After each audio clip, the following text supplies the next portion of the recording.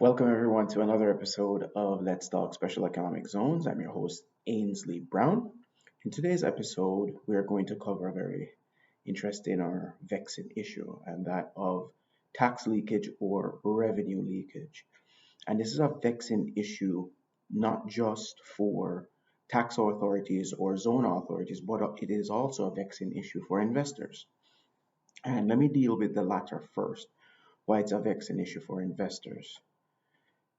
The reason for that is when a regime, a zone regime, no matter where it is in the world, is designed, the that will be one of those things that's top of mind for the policymakers to ensure that there is no revenue leakage, or at least set up mitigating measures to mitigate or prevent as much as possible revenue leakage. Now, revenue leakage, what exactly is that? Now, when you look at a zone regime, all zone regimes are preferential regimes, no matter how they're designed and no matter what they're called, whether you call them SEZs, free trade zones, free zones, enterprise zones, it doesn't matter what the name is. They have certain things in common, whereby the rules in the domestic territory and the rules in the zone are different, particularly in how trade operates, right? So that's a unifying principle around no matter what you call it, no matter how you design it, no matter what fiscal or non-fiscal or financial incentives, some zones offer financial incentives, no matter what those are, there is that unifying structure of there is that separation. So there's what they call not to get too technical, a preferential regime, right? That's what a zone is. So you have specifically assigned these incentives, these benefits, and it's different than what you get in the domestic territory. What you don't want is then revenues that ought to be collected are not collected because folks go around those rules, or it sometimes it's a mistake that occurs, um, um, and the revenue isn't collected. So this is something that is always in the minds of the policymakers from when they design and conceptualize a zone regime to when it is applied and implemented.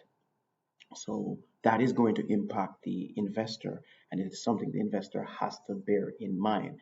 And each regime is going to differ, and you have to check the background and history of the country, because it will determine how aggressive, on how robust at times these measures are. So it's going to impact the investor. Of course, naturally, it's going to impact the policy makers, the governments, because from the design they have to factor that in, and then implementation, and then as a result, they have to put certain resources towards that in order to make those mitigating measures effective.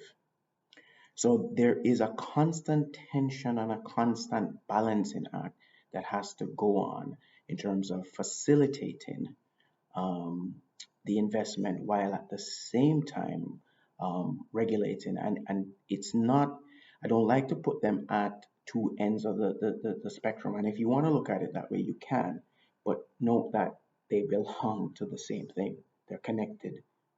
You can't facilitate without regulating. You can't regulate without facilitating. The two have a marriage there that cannot be separated. The two are connected. So likewise, and in this specific instance, with revenue leakage or watching for revenue leakage or mitigating or preventing revenue leakage, that's where that facilitation and regulation thing comes together, right? As a specific, there's other ways that it does come together through the application of a zone regime or implementation, from an investor applies to enter the regime all the way through the entire life of that investment, even when it exits, because assets would have been bought, which would have been duty free, for example. And then what do you do with those assets when the investor is leaving? You can't just put them on to the market, to the domestic market. You can't just sell them into the domestic market because duties were not paid. Then you have to calculate, okay, well, that was 20 years ago. What's the duty now? Depreciation of the assets and all of these. So there's some intricate calculations that need to be done and are done in order to prevent these things from happening, whether by accident or people actually trying to circumvent. It doesn't happen all the time that is strict circumvention, but sometimes it's just a misunderstanding of how things work. And this is part of why it's a vexing issue for both the investor on the one hand and governments, policymakers on the other. So if you like this episode and you have any suggestions or any future episodes, just leave a comment down below. Please like and share, and I'll get right back to you. Bye for now.